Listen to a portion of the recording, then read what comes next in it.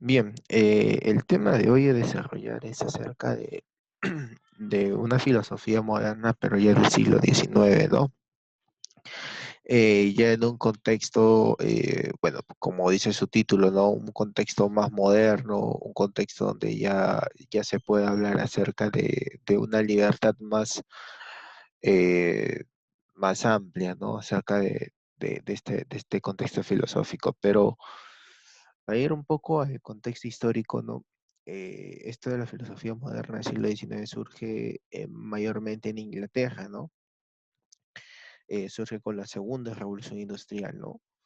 Aquí ya se puede dar cuenta que el colonialismo de las potencias europeas se expande en África y en Asia mayormente, ¿no?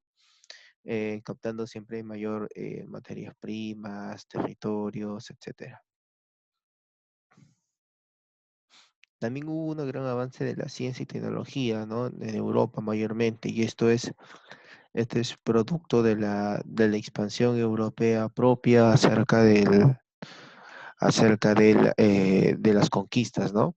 Y a su vez surge una nueva clase social, ¿no? Que es llamada el proletariado, ¿no? Que mayormente formado por campesinos y obreros, ¿no? Y esta, bueno, por tu clase de historia, tu profe te habrá dicho, ¿no? De que esta nueva clase social surge a través de un acontecimiento importante, ¿no? En Rusia, llamado lo que es la Revolución Soviética, ¿no? La Revolución Rusa, ¿no? Con la caída del zar Alejandro, etcétera. Bueno, es un poco del contexto social para que se ubiquen en el tiempo el tema que vamos a tratar el día de hoy, ¿sí? Y muy bien, siguiendo con, con el tema, vamos a tocar acerca de Georg Wilhelm Friedrich Hegel, ¿no? Nació en Stuttgart en 1770 y murió en Berlín en 1831. Hegel mayormente va a plantear una filosofía como un sistema deductivo, ¿no? Tal como pueden observar en el PPT dice, ¿no? Cuyo objetivo es alcanzar un conocimiento absoluto. Hegel era de la idea de que el conocimiento absoluto sí podía ser alcanzado, ¿no? Que sí era dable y que todo puede ser a partir de la razón, ¿no? Recuerden el racionalismo de René Descartes, ¿no? Como acá Hegel dice que a partir de las premisas lógicas que partan mediante la razón puede ser motivo de un conocimiento absoluto, ¿no? Y además hace una diferenciación entre lo que es ciencia y filosofía, ¿no? Para Hegel la idea de ciencia y filosofía debe de ir conceptos completamente distintos, ¿no? Ya que lo que es la ciencia se dedica a todo lo que son las problemáticas metafísicas, ¿no? La filosofía también puede ver eso, ¿no? Pero lo que la filosofía va es también es a la mente humana, a lo que es a lo subjetivo, a lo que es a partir de las premisas raciocinias, mediante las respuestas filosóficas a través de estas ideas, ¿no? Ahora, Hegel también plantea lo que el devenir, ¿no? Acerca del devenir. Dice que todo devenir siempre tiene una finalidad, ¿no? Y esta finalidad es que la razón alcance el saber absoluto, es decir, la comprensión de todo lo real es necesario, es decir, todo lo que nosotros podemos comprender dentro de nuestro entorno debe ser captado a través de solamente la razón, ¿no? Porque es a través de esta razón que vamos a alcanzar el saber absoluto. Por lo tanto, Hegel va a partir de esta idea, ¿no? Todo lo real es racional y todo lo racional es real. Entonces, si algo es real, es racional. Y si este es racional, por lo tanto es real. O sea, es más que todo un juego de palabras, ¿no? Pero vale decir que tiene el mismo significado, ¿no? En ambas situaciones de cómo lo veamos. Ahora, Hegel plantea que la razón puede explicar cualquier realidad existente, ¿no? Pueden darse ustedes cuenta aquí de que hace semanas atrás, cuando hicimos el tema del racionalismo de René Descartes, pueden ver un poco de similitud, ¿no? Puede ver un poco lo que es eh, la influencia que ha tenido Hegel a través de esta etapa filosófica racionalista, ¿no? Entonces, Hegel también va a hablar acerca de que la historia es el proceso de desarrollo de la libertad. Y Hegel considera que la idea del espíritu absoluto pasa por diferentes fases históricas, ¿no? Y cabe mencionar en ese último punto, ¿no? Acerca del Estado. Hegel va a hablar acerca del Estado, ¿no? Eso ya en un plano, eh, bueno, como su propio nombre dice, ¿no? Teoría del Estado, dice, ¿no? Que el Estado no debe ser entendido como aquel que restringe la libertad de los individuos, ¿no?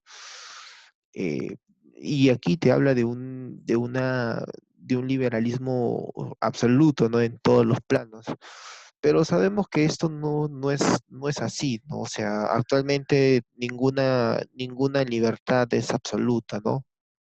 Siempre va a haber, por ejemplo, todo Estado siempre maneja una libertad restringida, ¿no? Por lo que el libre albedrío, las cosas que nosotros queramos hacer siempre tienen que estar dentro de los parámetros de una norma, una ley que nos infrinja un Estado, ¿no?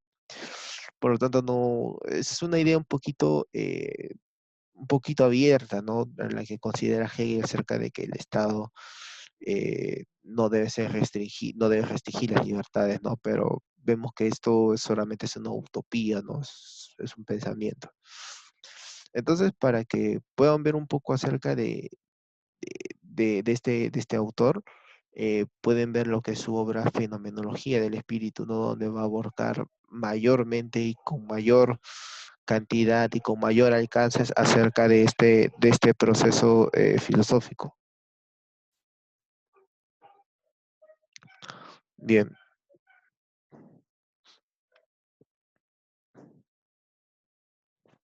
ahora vamos a hablar acerca de Augusto Conte.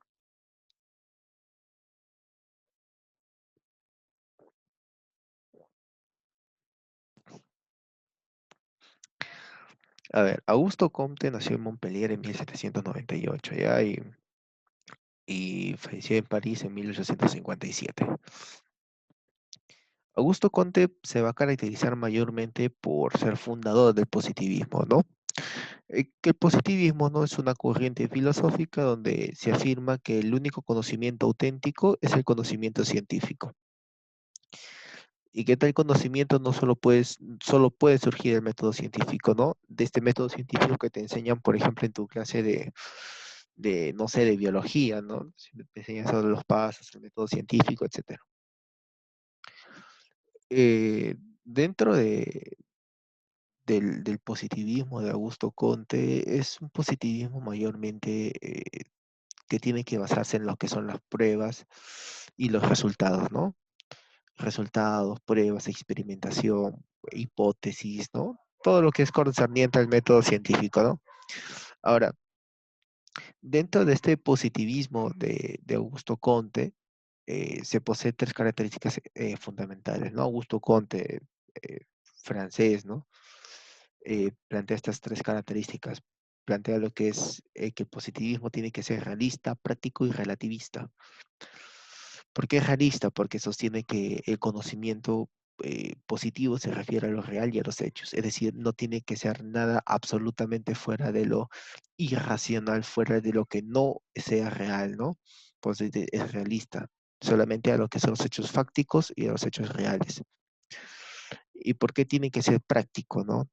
Porque tiene fines utilitarios, es decir, el positivismo tiene que tener una finalidad, tiene que tener una finalidad de aportar al conocimiento humano, ¿no? A lo que es aportar a la sociedad.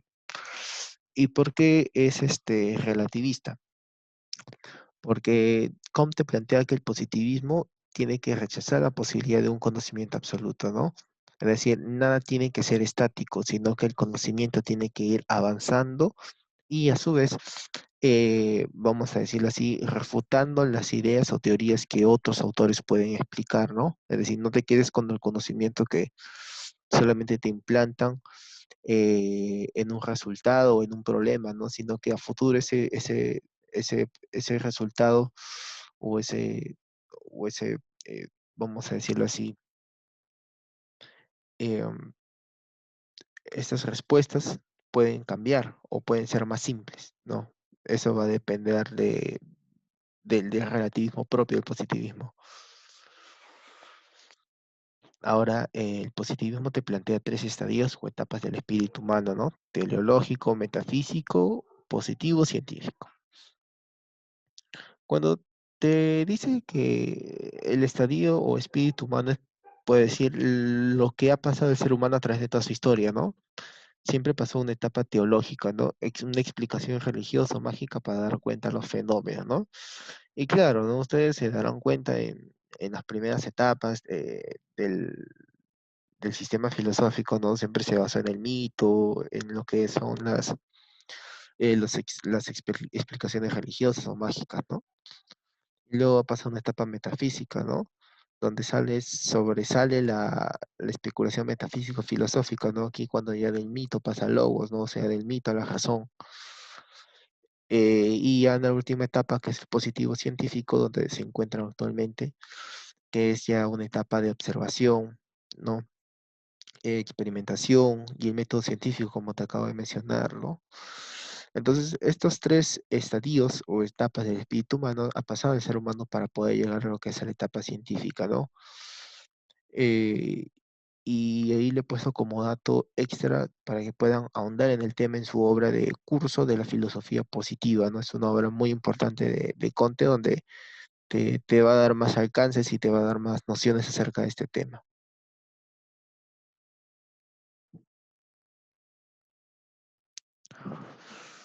Bien, eh, ahora vamos a hablar de otro filósofo, ¿no? En este caso de Marx, ¿no? Que nació en Treves en 1818 y murió en Londres en 1883.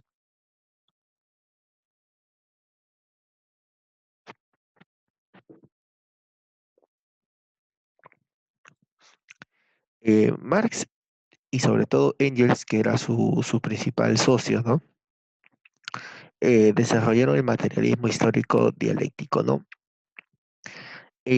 Cuando hablamos de Marx, siempre se va a caer en la idea de que vamos a hablar de socialismo, ¿no? Y bueno, es cierto, ¿no? Es un planteamiento más que todo filosófico, político, que va a plantear Karl Marx, ¿no? Entonces, Karl Marx, la importancia va a ser no solamente filosófica, sino también política. Marx aplicó la dialéctica a la historia, sociedad y economía, es decir, que en pocas palabras el hombre es un ser activo. Entonces, el trabajo o la importancia que le va a dar el trabajo a Marx es que este propio trabajo construye a la sociedad, ¿no? Y establece relaciones con los demás. Es por eso que dice que el hombre es producto de las relaciones sociales. No puede haber ser humano si es que no existe estas relaciones sociales, ¿no? Y por eso dice, ¿no? Que la esencia humana en sí es el resultado de las relaciones sociales, pero también de las relaciones sociales de producción, es decir, del trabajo. Por eso Marx critica bastante a los filósofos cuando dicen, ¿no? De que los filósofos han tratado de interpretar el mundo de diversos modos, pero de lo que se trata es de transformarlo, ¿no? Entonces, aquí vemos que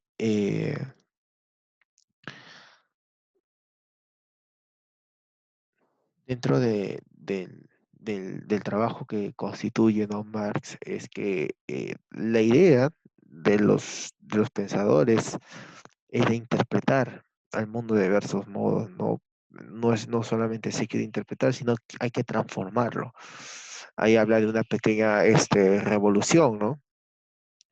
Ahora vamos a hablar de una concepción de la filosofía propia según Marx, ¿no? Marx, en pocas palabras, consigue la filosofía no tanto como una interpretación, sino como una transformación del mundo, ¿no? Y tiene una obra muy importante, ¿no? El Capital. Es una obra muy interesante y sobre todo de que en sus inicios no se vendía nada de esta obra, ¿no? Y ya cuando murió Marx, la gente tomó importancia y fue una obra muy, muy reproducida, ¿no? Ahora, esta concepción filosófica tiene que darse siempre en la transformación, ¿no? La filosofía no debe ser interpretación, sino transformación. Es decir, de cambiar el mundo por darle más importancia al trabajo, a la sociedad, ¿no? A las generaciones de producción. Entonces, esta concepción filosófica de Marx la plantea mayormente en lo que es su obra El Capital. No es una obra donde le va a dar más alcances y más nociones acerca de este tema.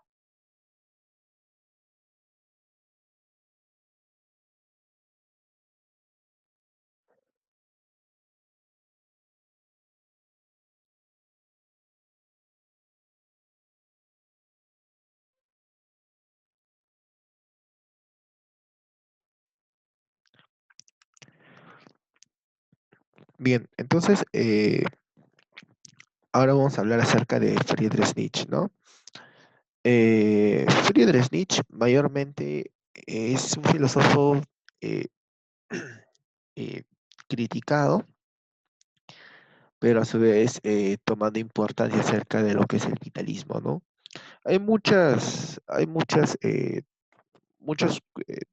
conflictos, ¿no? Son filosóficos cuando se menciona de que Nietzsche era positivista, pero vitalista o nihilista, ¿no? Pero sabemos que hay una contraposición entre ambos, ¿no? Entre ser vitalista y nihilista, ¿no? Bueno, ya posteriormente vamos a explicarlo. Bien, cuando dice que Nietzsche plantea que la vida es el valor supremo de la existencia, ese es el vitalismo, ¿no? Que la vida es el valor supremo de la existencia, vitalismo. Además, Nietzsche plantea que lo apolineo, lo estático, lo equilibrado y lo racional, eh, ir con lo dionisíaco que es la vida, el devenir, lo pasional, ¿no? Entonces propone un cambio de lo apolineo a lo dionisíaco. Ahora, su filosofía encierra una crítica radical occidental, es decir, él va a criticar mucho lo que es a la filosofía europea, siendo el propio europeo, Eh, mayormente dice que dentro de la filosofía radical occidental siempre niegan los instintos humanos y los placeres mundanos, ¿no? Que es propio del ser humano. Eh, y como algo innato del ser humano, plantea que no debe ser esto negado, ¿no? Sino al contrario, tiene que ser expresado. Y es por ello que critica mucho la filosofía occidental, ¿no? Porque siempre ha tratado de reprimir ello, con la religión, etcétera. Ahora, Nietzsche plantea la existencia de dos tipos de hombres, los siervos y los señores. ¿Por qué plantea dos tipos de hombres? ¿Por qué hay esa distinción, no? Porque dice que siempre va a haber un dominante y un dominado, ¿no? Dominantes y dominados. O sea, los siervos, los dominados y el dominante que es el señor, ¿no? ¿Y a qué clase de tipo de hombre se va a hacer a los dominados, ¿no? A los siervos, a los débiles, a los vulgares, a los hombres que no tienen algo definido por la vida, ¿no? O sea, son los débiles, vulgares, los que son fáciles de manipular. Mientras que los dominantes, ¿no? Van a ser los superiores, los que gozan de la libertad plena, ¿no? Y ojo, esto no quiere decir a un nivel social, pero no quiere decir esto de un nivel económico, no es que tenga más dinero, sino que estamos hablando de un plano intelectual, ¿no? Es decir, los que son libres de pensamiento, libres de poder adquirir más conocimiento, ellos van a ser los señores, mientras que los ignorantes van a ser los débiles, los vulgares, ¿no? Entonces estamos hablando de estos dos tipos de hombres. Ahora, los valores que Nietzsche critica a veces siempre es que de los siervos siempre se han impuesto por la religión judio-cristiana, ¿no? Es decir, de que siempre va a haber esta, esta bondad o esta victimización que se da hacia los siervos, ¿no? Hacia los débiles. ¿No? Por eso plantea que la vida como voluntad del poder es porque en sí debe ser conquistada por lo que nosotros anhelamos, ¿no? Es decir, a lo que intentamos obtener, lo que deseamos y lo que domina, lo que poseemos. Esa es una voluntad como poder. Y ya te mencioné, ¿no? Acerca de los valores, de que de los dominados siempre se han impuesto por la religión judío-cristiana. Ahora, según sus teorías, ¿no? Sus teorías son dos en sí. Tienen, eh, tienen más teorías, pero he puesto estas dos teorías porque son las más importantes. Eh, entonces, ya. la teoría de eterno retorno supone que todo volverá a suceder tal y como ha sucedido, ¿no? Por hecho que la vida tiene una importancia infinita, es decir, debemos vivir una vida que deseemos una y mil veces, ¿no? Mientras que la teoría del superhombre es aquel individuo trascendental capaz de, más que todo, de establecer un sistema de valores individual, ¿no? Es decir, aquel ser humano que rompe las tradiciones morales con el fin de alcanzar la libertad de su esencia.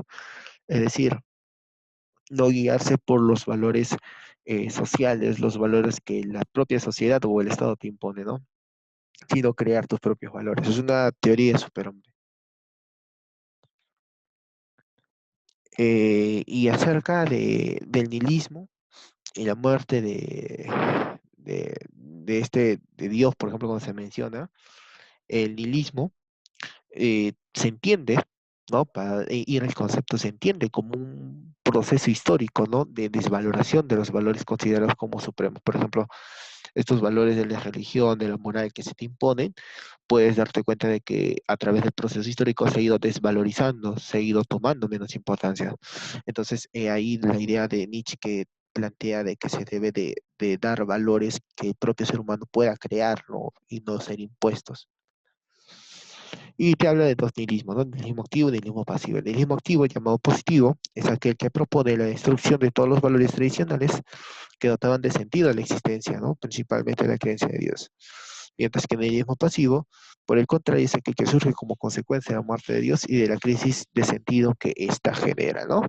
Entonces, esencialmente esa es la idea que podemos obtener dentro dentro de la filosofía moderna del siglo XIX, ¿no?